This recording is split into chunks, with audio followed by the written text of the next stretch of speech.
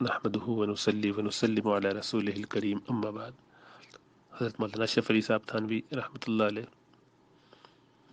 حکیم الامت کہلاتے ہیں، جیسے بہت سارے علماء یہ کام کرتے رہتے ہیں۔ حضرت تھانوی صاحب کو اس میں ید طولہ حاصل رہا ہے کہ امت کی نبض پہ گویا وہ اپنا ہاتھ رکھتے ہیں اور جہاں جیسی ضرورت ہوتی ہے اصلاح فرماتے ہیں۔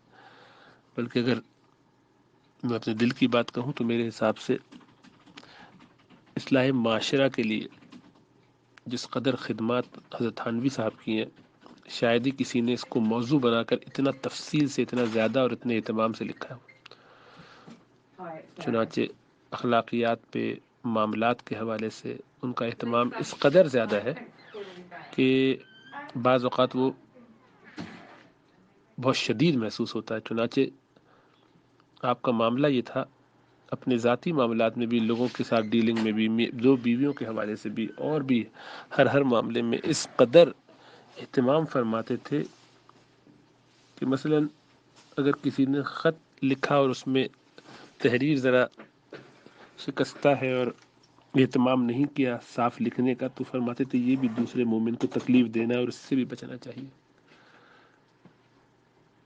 گھر کے اندر اپنی بیوی کو کبھی یہ نہیں کہتے تھے کہ سامان یا برتن اٹھا لیجئے، بلکہ اٹھوا لیجئے کہ اس کی دل شکنی نہ ہو۔ کبھی ایسا کوئی کام نہیں کہتے تھے کہ جس کے اگر نہ وہ کرے تو حکم عدولی کے درجے میں نافرمان شمار ہو اللہ کے نزدیک، کہ شوہر کا حکم ماننا چاہیے۔ تو ہر بات کو ایسے فرماتے تھے تاکہ کسی پر وہ جبر نہ بنے، مشقت نہ بنے۔ اپنے ایک مرید اور خلیفہ کی بیعت اس وجہ سے ساقط کی کہ یعنی اس کو منسوخ کیا کہ وہ ملنے آئے اور ٹرین کا سفر کر کے آئے تھے، ساتھ اس دفعہ بیٹا بھی اپنا لے کر آئے، اور بیٹا دبلا پتلا کمزور سا تھا تو دیکھنے میں چھوٹا لگتا تھا۔ پوچھا تو کہنے لگے کہ جیسے تو عمر تو اس کی 15 سال ہے، دیکھنے میں 11-12 سال کا ہی لگتا ہے۔ تو حضرت نے فرمایا کہ پھر آپ نے اس کا ٹکٹ پورا لیا تھا یا بچوں والا لیا تھا؟ ان کا کہنا حضرت تو اس نے بچوں والا ہی دیا تو میں نے وہی قبول کر لیا۔ تو حضرت نے فرمایا کہ آپ کو تو ابھی تصوف کی ہوا ہی نہیں لگی۔ چنانچہ اس سے خلافت بھی واپس لی اور کہا کہ اب آپ دوبارہ جائیے گا، استخارہ کر کے اگر دل چاہے تو دوبارہ بیعت کی درخواست کیجیے گا، تو اگر لگا کہ آپ کو بیعت کرنا ہے تو بیعت کر لوں گا۔ تو فرماتے تھے کہ کوئی شخص حقوق العباد میں اور آداب معاشرت میں کوتاہی کرے تو مجھے اس سے چڑ ہو جاتی ہے، اور وہ فرائض وغیرہ میں کوئی کوتاہی کر دے تو میں تھوڑی سی تنبیہ کر کے چھوڑ دیتا ہوں، اس سے دل میں بودھ نہیں ہوتا کہ انسان ہے کمزوری کر گیا۔ کہ بندوں کے معاملے میں اس قدر ان کو اہتمام تھا، تو یہ ان کا خاص میدان بھی ہے، اور اس حوالے سے بہت زیادہ فکر بھی وہ فرماتے تھے۔ بہرحال چنانچہ اللہ کے رسول صلی اللہ علیہ وسلم کی تعلیمات کو مختلف علماء مختلف حالات میں اور واقعات میں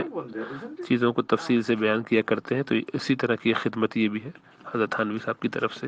اور یہی بات انہوں نے اس میں لکھی ہے کہ اب چونکہ لوگوں نے اخلاق اور تہذیب نفس کو چھوڑ دیا ہے،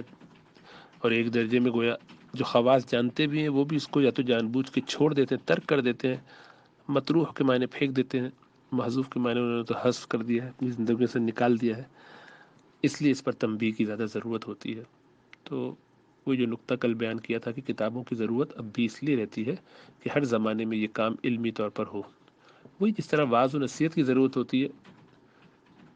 کبھی بھی اس میں یہ نہیں سمجھنا چاہیے کہ کبھی کفایت ہو جائے گی، کس کو کس کی بات سے، کس کے لہجے سے، کس کے انداز سے بات زیادہ سمجھ میں آ جائے۔ چنانچہ خود وہی ایک حدیث ایک عام آدمی کہے، کوئی خاص آدمی کہے، کوئی اللہ والا کہے، فرق پڑ جاتا ہے کہنے والے کا درد کیسا ہے۔ کبھی کبھی بہت سادگی سے ایک تبلیغ جماعت کا آدمی دروازے پہ آ کے کوئی بات کہہ دیتا ہے، بیان میں کوئی بات اس سے سن لیتے تو اس کا اثر زیادہ ہو جاتا ہے۔ تو طبائع مختلف ہے، مزاج مختلف ہے، اس لیے اس کی رعایت کرنی چاہیے، اور اس میں چیزوں کو ذرا وسعت سے دیکھنا چاہیے، دوسروں کے بارے میں بہت احتیاط کرنی چاہیے۔ ایک دفعہ کسی نے ہمارے مسجد میں، یہ ہاسپٹل میں، پاکستان کے اندر سول ہسپتال میں ایک چھوٹا سا اسٹیکر لگایا، اور اس پہ یہ تھا کہ اللہ سبحانہ و تعالیٰ کی شان یا اللہ کی ایک نشانی. اور وہ یہ ہوا تھا کہ زلزلہ آیا تھا تو آیا صوفیہ میں آس پاس کی ساری عمارتیں گر گئی تھیں، اور وہ ایک مسجد جو وہاں کی تھی وہ برقرار رہی تھی. اور وہ بلڈنگ جس میں مسجد کے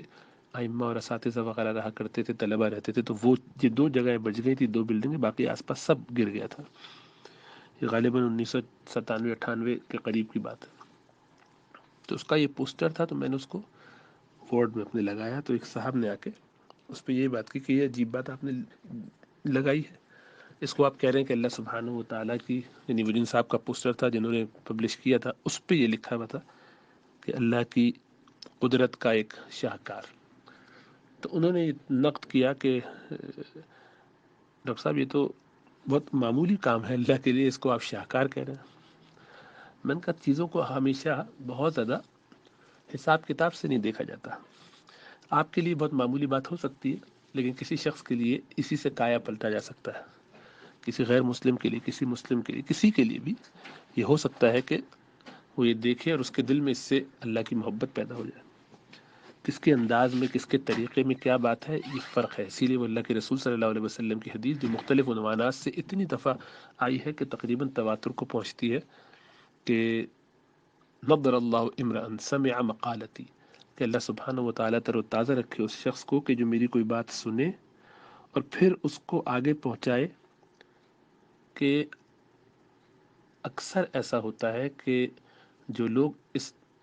چیز کو پیالے کے طور پر گویا محفوظ رکھتے ہیں اور کسی کو آگے پہنچا دیتے ہیں، اور وہ آگے والا، سننے والا، اس کو آگے جس طرح پہنچاتا ہے اس کے انداز سے اس کا اثر زیادہ ہوتا ہے، اس کا فائدہ زیادہ ہوتا ہے.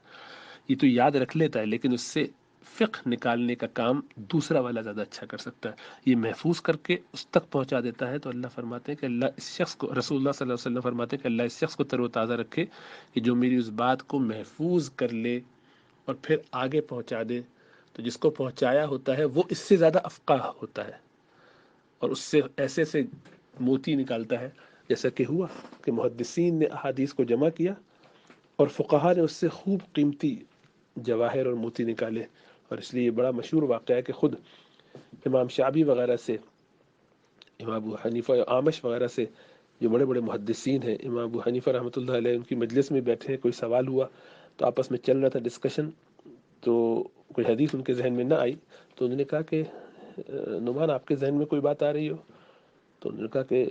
یہ اس کا جواب میرے ذہن میں تو یہ آ رہا ہے. تو فرمایا بہت اچھا جواب ہے، یہ کہاں سے آیا؟ کہ اسی حدیث ہے جو آپ نے ہمیں چند روز پہلے سنائی تھی. تو پھر انہوں نے بتایا کہ کون سی حدیث کا تذکرہ ہے، تو بتایا اس حدیث میں یہ بات اس طرح سے نکالی جا سکتی ہے. تو بہت خوش ہوئے. اس طرح کے جو الفاظ جو نظر آتے ہیں ہمیں، جو بعض دفعہ محدثین کہا کرتے تھے کہ بھئی آپ لوگ تو اطباء ہیں اور ہم محدثین، ہم صیادلہ ہیں، کہ ہم تو دوائیں بنانے والے ہیں اور آپ اصل میں اطباء ہیں کہ ان میں کس کو کہاں کیسے دینا ہے اس میں سے نکال نکال کے بتاتے ہیں. تو اللہ سبحانہ و تعالیٰ نے مختلف لوگوں کے انداز میں، طریقے میں مختلف اثر رکھا ہے، اور اسی لیے کبھی بھی کسی چیز کی تحقیر ذہن میں بھی نہیں آنی چاہیے. یہ بہت ممکن ہے کہ قرآن کی ایک آیت سن کے کوئی تبدیل ہو جائے اور صالح لوگوں کو اس کا اثر ہوتا ہے، اور بہت سی طبائع ایسے ہوتے ہیں کہ جن کو وہ چیز نہیں اپیل کرتی، بلکہ وہ کسی اور کی سادی زبان میں اس کو زیادہ اچھے طریقے سے اس کا فائدہ ہو جاتا ہے. تو اس لیے بہرحال اللہ سبحانہ و تعالی ہم سب کو توفیق عطا فرمائے سیکھنے کی، فکر کرنے کی.